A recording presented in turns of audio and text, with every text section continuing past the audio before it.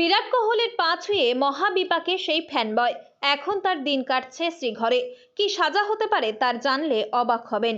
প্রিয় ক্রিকেটারকে সামনে থেকে দেখে আর আবেগ ধরে রাখতে পারেননি তরুণ ভক্ত। নিরাপত্তা বলয় পেরিয়ে গ্যালারি টপকে তিনি শটান ঢুকে যান ইডেনের মাঠে। পৌঁছে যান বিরাটের কাছে, পায়ে হাত দিয়ে প্রণামও করেন তাকে। শনিবার সেই ফ্যানবয় মোমেন্টের সাক্ষী থাকে গোটা কলকাতা। এরপর যদিও নিরাপত্তারক্ষীরা মাঠে ঢুকে ওই যুবককে সরিয়ে নিয়ে যান, রবিবার কোহলির সেই ফ্যানকেই গ্রেফতার করল কলকাতা পুলিশ। জানা গিয়েছে ধৃত যুবকের নাম ঋতুপর্ণ পাখিরা, তার বাড়ি বর্ধমানে।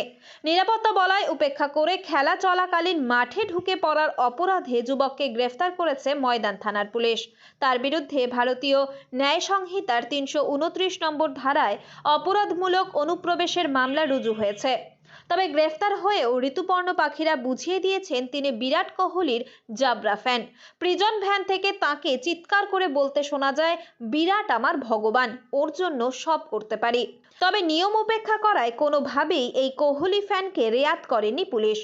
ঋতুপর্ণকে আদালতে পেশ করার পর সরকারি আইনজীবী পুলিশি হেফাজতের আবেদন করেন। তিনি জানিয়েছেন, অনেকের নাম উঠে এসেছে এই ঘটনায়। অনেক বন্ধুরা মাঠে সে সময় ঋতুপর্ণকে এমন কাণ্ড ঘটাতে উস্কানি দিয়েছিল বলেও মনে করা হচ্ছে।